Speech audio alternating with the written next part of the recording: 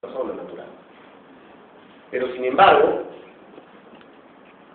el tiempo ha demostrado que gran número de personas individuales que activan la economía del país tienen que estar dentro de algún sector, tienen que reconocérseles una ubicación y están dentro justamente del sector micro y pequeño empresarial.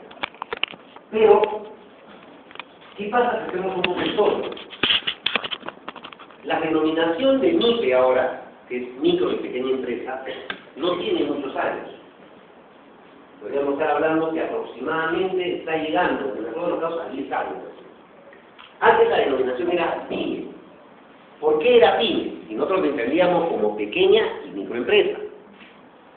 Pero en la década de los 70, gobierno militar, la denominación de PYME tenía otra connotación que venía justamente de la forma como en Europa interpretaban el nivel y tamaño de empresa. Para Europa y para lo que se llama el sistema anglosajón, Inglaterra, Estados Unidos,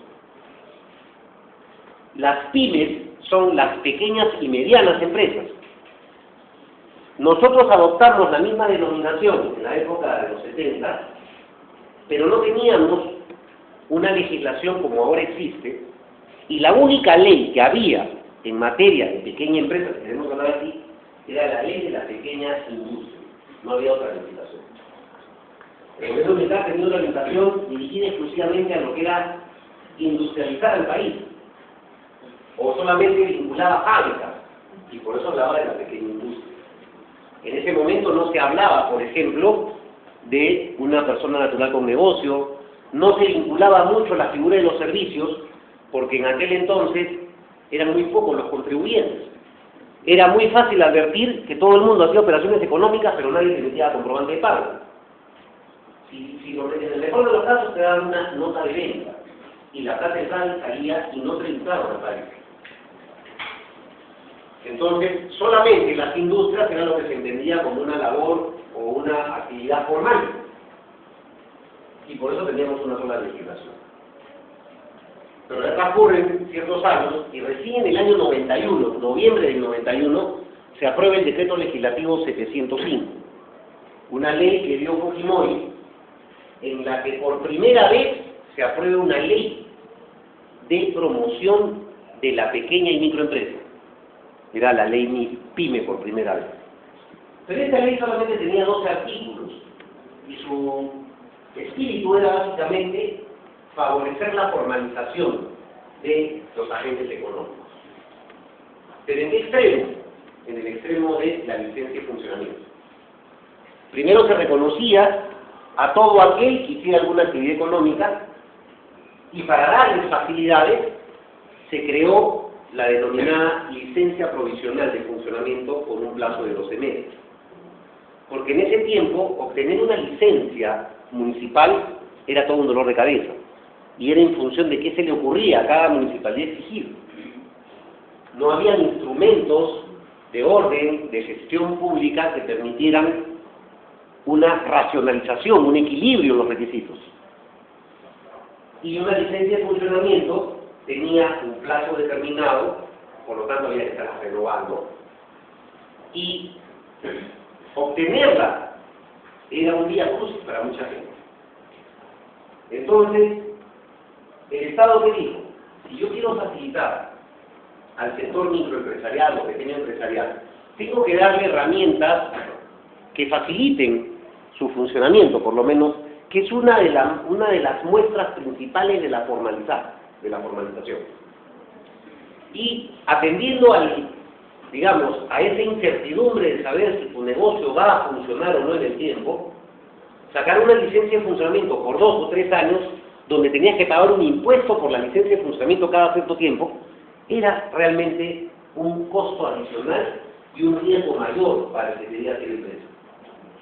Y por eso crearon la denominada licencia provisional que no tenía costo, pero que sin embargo después el gobierno lo cambia y le genera un costo.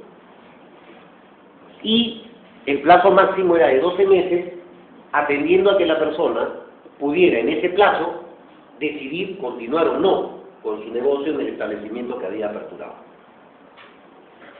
Pasa el tiempo y recién en el 2001 se vuelve a modificar. Es decir, tuvieron que pasar 10 años para poder sacar ya una ley del sector, pero más completa.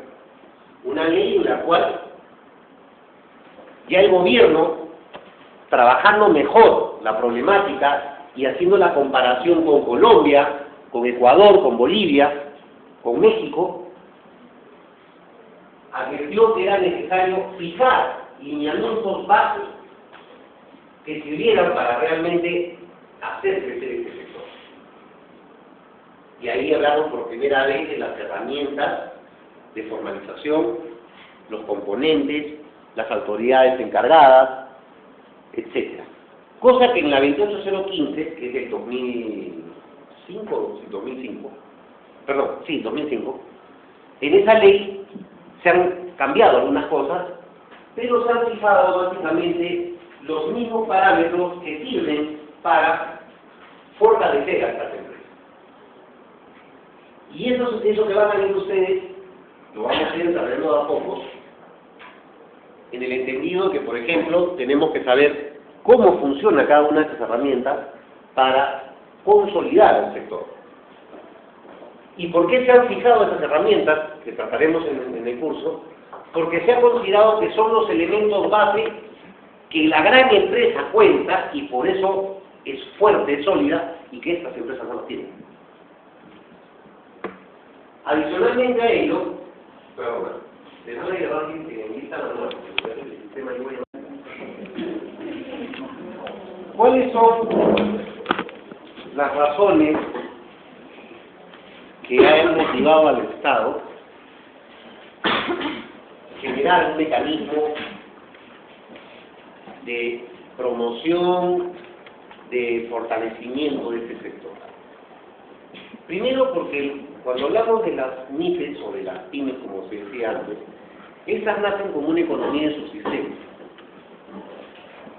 La mayor cantidad de participantes económicos que están acá, por ejemplo, son las personas del área rural, los pequeños ganaderos, los pequeños agricultores, que inicialmente su actividad nace para satisfacer necesidades propias, y por lo tanto el sistema económico en ellos empezó básicamente como empresa, que poco a poco han ido ingresando al mundo económico o a la actividad económica formal, ya básicamente por un trabajo de muchos años que ha venido haciendo la SUNAT, por ejemplo, porque ellos no aparecían en nuestro sistema. Y, por otro lado, porque el sector genera el 42% del PBI y, a su vez, representa al 50% de la PEA. Si nosotros tomamos en consideración el PBI y la PEA, ¿son indicadores para qué? ¿Esos indicadores para qué nos sirven? ¿Ah? Para saber cómo se está yendo la economía del país. Claro, son dos indicadores básicos de determinar de cómo va la economía del país. Entonces, si nosotros estamos viendo que cerca del 50% de estos dos indicadores están acá, significa entonces que la riqueza del país se va a repotenciar si esto crece. ¿Correcto? Pero sin embargo, van a ver ustedes, conforme verifiquemos el avance de las láminas, que si bien es cierto, tengo el mayor número de agentes económicos acá, tengo la mayor empleabilidad del país dentro de este sector, tengo una participación de casi el 50% del PBI, de la riqueza del país acá, la recaudación es todo lo contrario. Ya lo van a ver en cuadros. Entonces, eso ha orientado a trabajar directamente mecanismos de crecimiento. Y lo hacen todos los sectores. Ustedes van a ver láminas de Prompime, que era antes la institución de promoción, que dependía de la presidencia del Consejo de Ministros. Luego lo pasaron a trabajo y luego lo desactivaron. Es más grande que ha cometido el Estado hasta ahora. porque no tenemos ahorita una institución que haga el trabajo que se hizo en ese tiempo. Pero sin embargo, ¿quiénes ven temas del MIPE? Ministerio de Trabajo, Ministerio de la Producción principalmente. Y las municipalidades ahora por sus oficinas de desarrollo económico. O sea, todo el mundo está orientado a esto. Y vamos a ir desmenuzando cómo se ha reflejado o cómo está reflejada esa realidad en el país. ¿Qué nos dice este gráfico? Contribuyentes activos, es decir, que a la fecha se encuentran por SUNAT registrados como actividad económica permanente, en condición de habidos, en condición de activos. 99.5% son MIPES.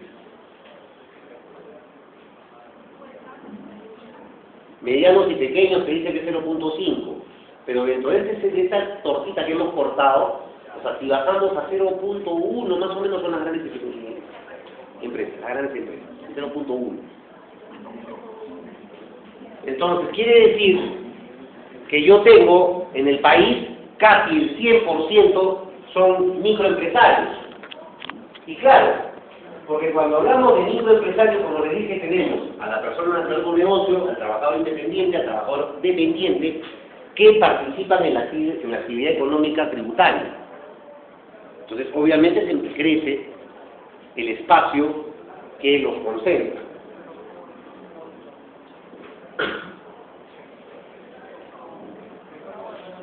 Quiero que lean esto. Esta es una información según la declaración jurada del 2005, o sea, se sacó el 2007, pero con información del ENE del 2002. La única diferencia ahorita, ¿cuál es? Que de 2,5 millones de agentes económicos o de empresas, ahora son 4,1 millones. Pero eso sigue igual. Léanlo primero y saquen su conclusión, antes de que les pregunte.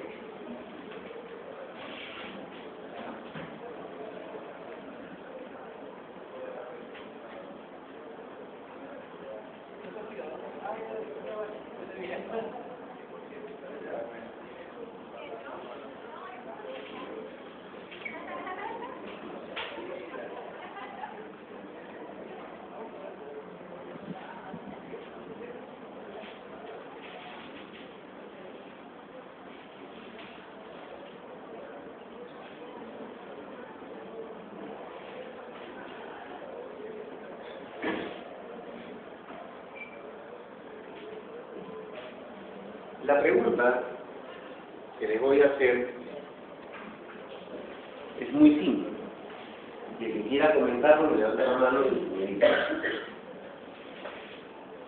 ¿qué cosa es informalidad para ustedes? ¿Cómo interpretan al informal? ¿Quién es un informal? No se para. Levante la mano que quiera hablar. Que no declara sus ingresos a la SUNAT. Que no declara a la SUNAT, o sea, está sin registro en el sector tributario. Otro.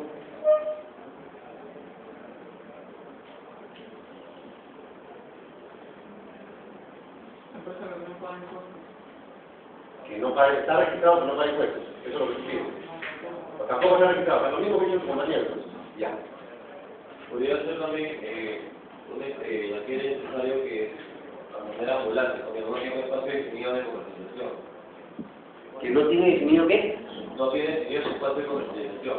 Ya. Simplemente Participa. Participa con un trabajo, con un negocio, Ya. pero no está establecido en un lugar, sino se adecua al circunstancias probable Y no aparece registrado en ningún sitio. ¿A eso te refieres? Adicional a eso, que no aparece registrado, aprovecha el potencial del mercado que encuentra en un lugar determinado establece. Pero no tiene estabilidad. No tiene estabilidad. Ya. Otro. Informal para el Estado debería ser aquel que no paga impuestos, que no esté registrado o realiza el comercio, pero que le saca la vuelta al Estado, no declara. Ah, eso es más o menos claridad. A ver, otro más.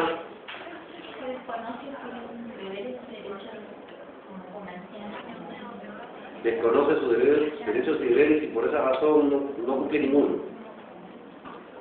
¿Ya? ¿Alguien más? ¿Uno más que quiera participar? Conmigo hablan todos, por si acaso. Uno más quiero ver. Que no hayan dicho lo que no han hablado todos.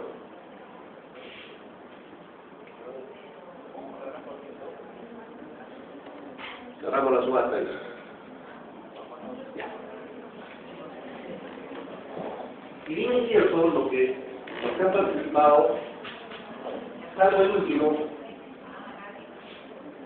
tienen razón en la forma como se interpreta normal y comúnmente a un informal.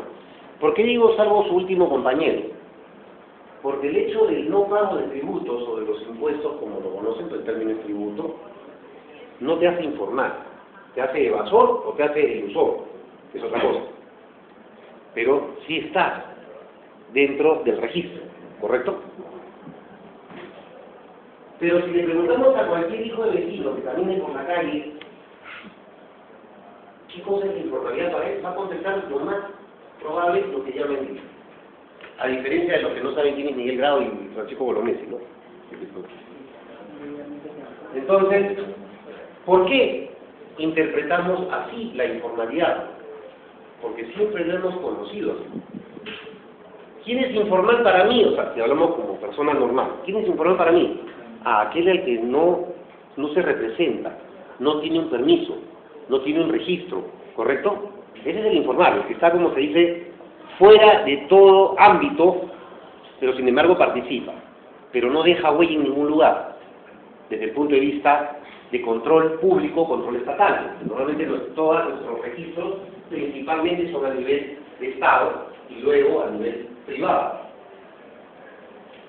Pero desde el punto de vista en que se analiza la problemática de la informalidad en el sector económico, no es lo que hemos hablado. Y por eso ustedes van a entender por qué es tan alto este porcentaje. Porque no creo que actualmente, como están las disposiciones y como tenemos a una SUNAT, pueda yo tener 73% de personas no registradas en SUNAT. ¿Correcto? Entonces, ¿de dónde me sale un elevado porcentaje? En que la formalidad la tratamos en conjunto. Y lo voy a enfocar con un ejemplo muy sencillo. ¿Quieres poner un gimnasio? ¿Correcto? Esa es tu idea. Tienes tu plata. ¿Qué es lo que vas a hacer para poner el gimnasio? A ver, todo lo que se viene en la mente. Como persona natural, no mata. A ver, ¿qué trámites, qué procesos vas a hacer? Déjenla a ella. Tengo que ir a registrarme, a pedir permiso. ¿A dónde te registras primero? Como persona natural lo vas a hacer, ¿ah? A los registros públicos. Ya, te puedes registrar como persona natural con negocio en registro público, pero no es obligatorio. Ya, de ahí, ¿a dónde vas? ¿Qué vas a sacar? ¿Tu RUC seguro? Sí. Ok, te vas entonces al registro tributario. Correcto, ¿qué más? Silencio. Sigue, ¿qué más vas a sacar? Mi licencia. Tu licencia municipal. ¿Correcto? ¿Qué más? Ir a Indesi también para ver mi Ok. permiso. Tu permiso de defensa civil, ¿qué más?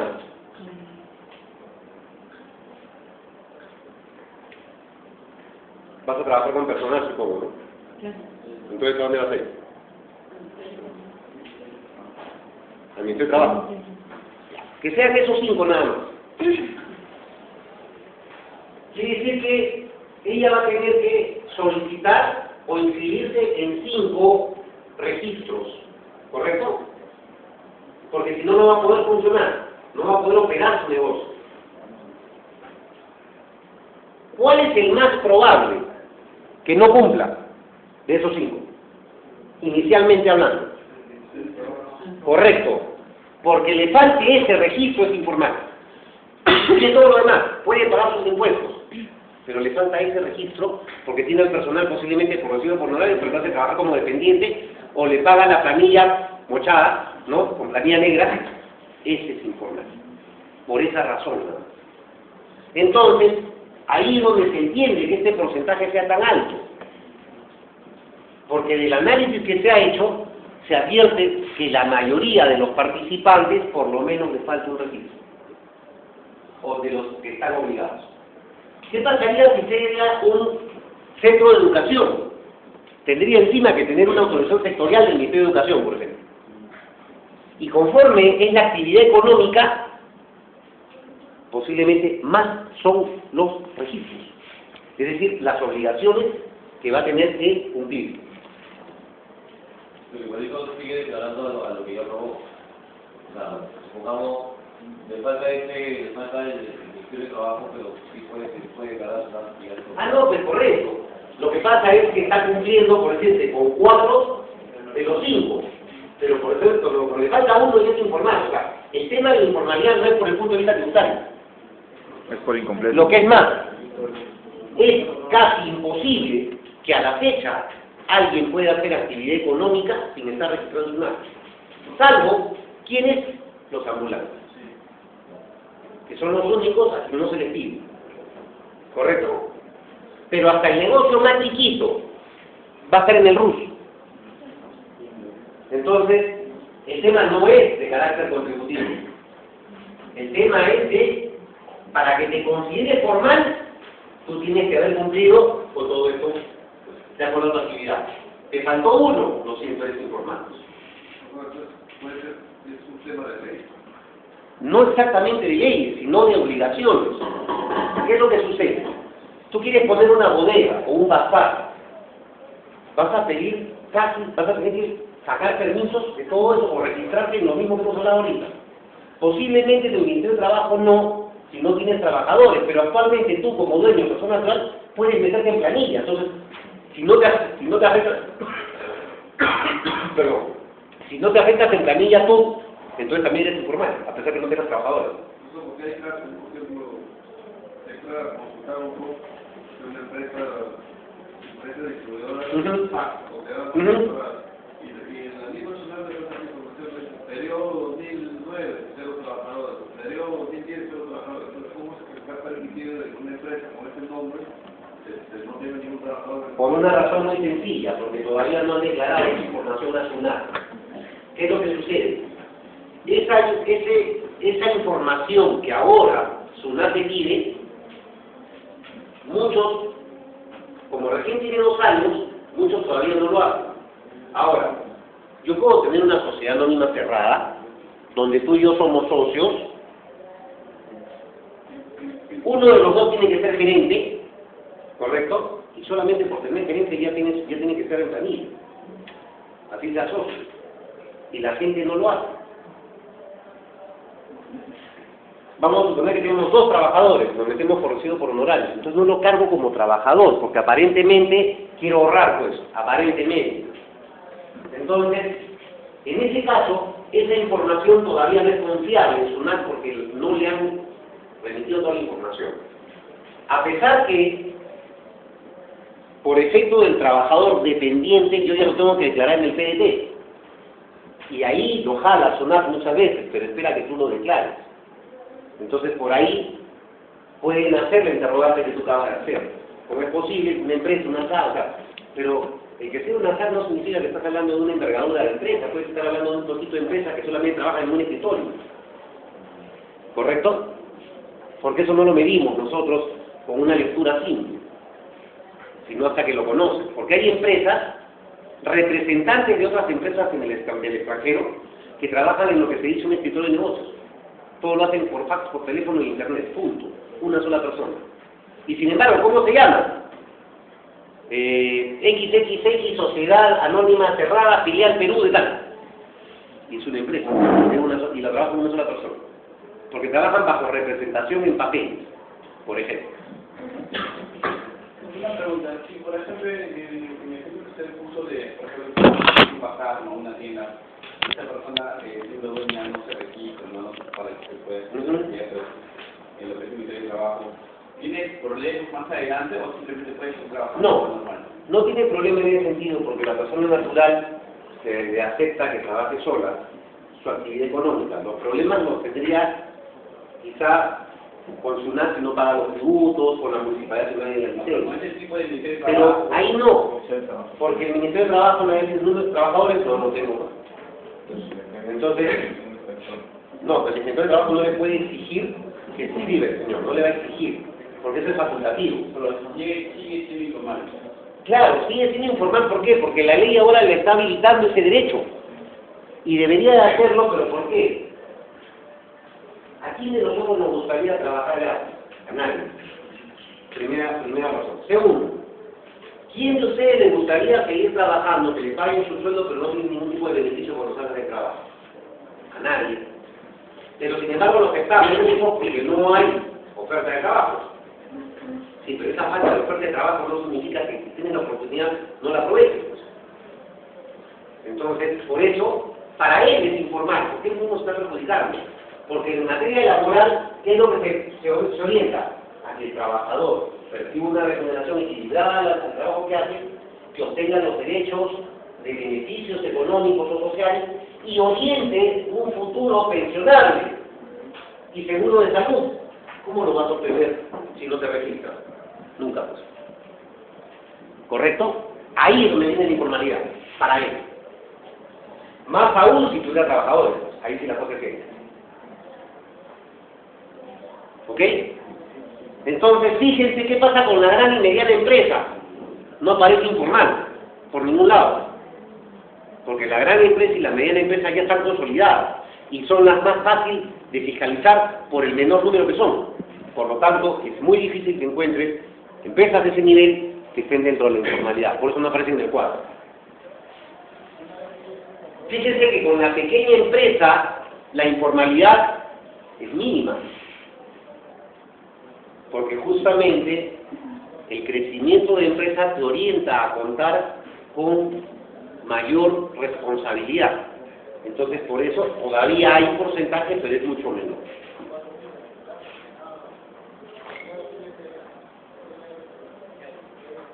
Población ocupada por tamaño de empresa, según sector económico. El azul es las MIPES que comercializan bienes. El marrón son las no MIPES, o sea, grandes y medianas que comercializan bienes.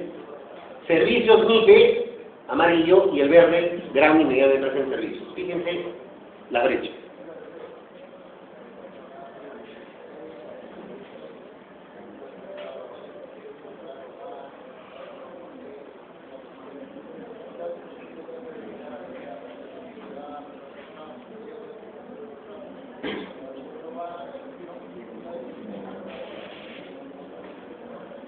La pregunta que nace acá es, ¿por qué miren, población ocupada, es decir, ¿dónde trabaja la gente? ¿Por qué en el sector MIPE? Y estamos hablando que si sumamos aproximadamente eso, estamos hablando de casi 3 millones de personas, ¿ah? Mientras que acá no llegan ni al millón, ni a los 800 llegan. A ver, ¿qué pasa con la gran empresa? Que comercializa bien. La gran empresa, ya desde hace varios años, tiende a reducirse. Capaz no se reduzca de tamaño, pero sí se está reduciendo en personal. Principalmente los de parte productiva, manufactura. ¿Cuál es la razón? Las importaciones. El precio internacional de los productos en el extranjero chinos son mucho más económicos para la empresa grande, traemos que hacerlos acá. Y lógico, el sobrecosto es mucho menor, porque la mano de obra de nosotros es cara, la mano de obra formal es cara, y en China el costo de la mano de obra es casi cero. ¿Correcto? Y muchas fábricas ha pasado eso. La mayoría de las fábricas que todavía fabricaban acá, por lo menos que compraban las MIPES, vía tercerización, tampoco les sale a cuenta porque no van a conseguir para llegar a cuenta. Entonces aquí, si queremos hablar del nivel de obreros, ya no casi no tengo, pues. Los pocos que quedan están esperando que se jubilen para que se vayan. ¿A dónde se va esa gente entonces que quiere trabajar? A la MIPES, pues. En servicios, son más las pequeñas empresas o los pequeños empresarios que se dedican a la prestación de servicios. Porque recuerden que aquí estamos hablando de los independientes también. Y la mayoría de los independientes profesionales, ¿qué hacen? Prestar servicios.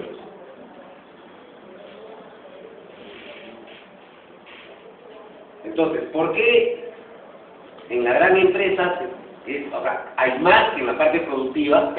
Porque también las empresas grandes han variado sus sistemas, ¿no? Mucho está orientado al servicio, pero hay un tope de capacidad de contratación, que no hay muchas empresas que se van al otro sector. Pero ahora se van a dar cuenta de algo bastante interesante.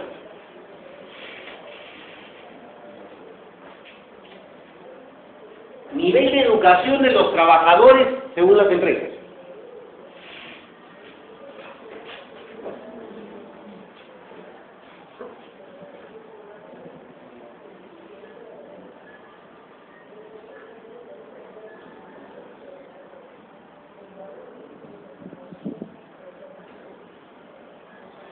A ver, ¿quién quiere opinar?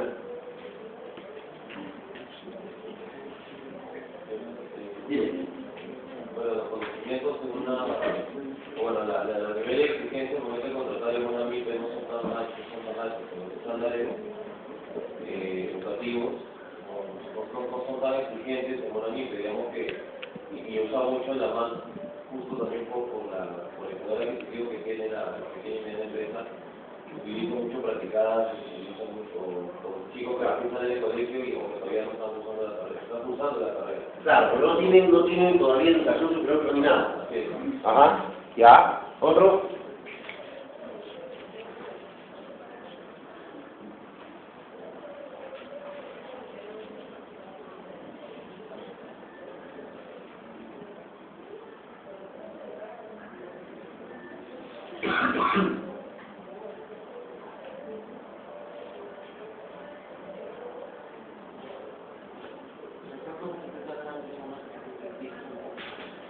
La empresa grande es más exigente para la selección de personal, ya, correcto.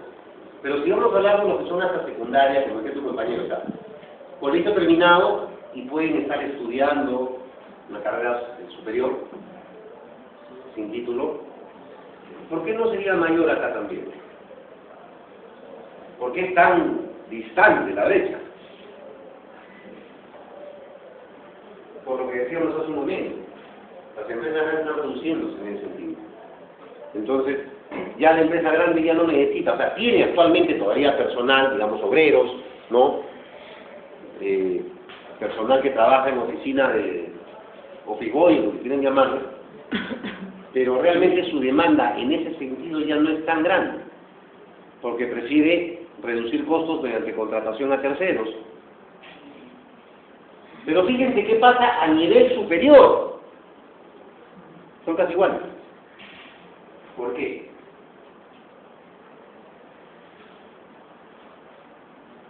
Porque ahí no hay tanta diferencia.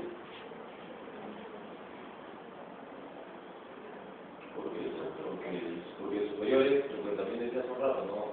Tiende a formar su propia empresa también. Ahí no es así. ¿Qué es lo que sucede acá? El requerimiento de un técnico o de un profesional, me refiero a titulados, es el mismo en la gran empresa que en la microempresa. Es el mismo. Yo quiero un asistente de contabilidad para hacer el mismo trabajo en la micro que en la gran empresa. Quiero un profesional y te pongo el perfil, pues. Entonces, la oferta de trabajo es la misma acá. Por eso que solamente varía en menor escala. Porque te vas a presentar un trabajo en gran, mediano, pequeña empresa que te digan, oiga, quiero una persona que cumple este perfil. Si tú te consideras que cumples el perfil, te vas a presentar. Y ni siquiera te interesa saber si es grande, pequeña, mediana o microempresa. Y lo que es más, se ve en los avisos de bolsa de trabajo, que hasta las remuneraciones por pagar están más o menos a la par. Por lo tanto, las MIPES están captando a todas aquellas personas que todavía no están calificadas técnica o profesionalmente.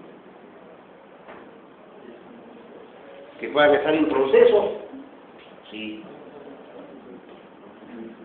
Ahora, ¿qué cosa se complementa ahí? Lo que decía su compañero. Claro, si yo voy a pedir, no me importa que el señor está con secundaria completa, bueno, pues me facilita pagar menos.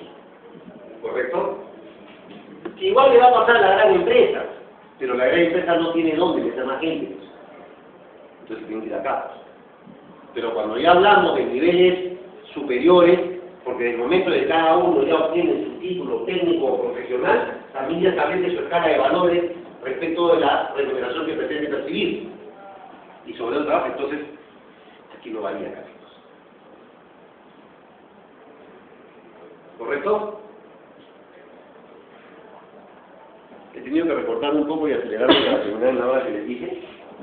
Señor Marlista, les pido, por favor, que comiencen a revisar la ley, la primera,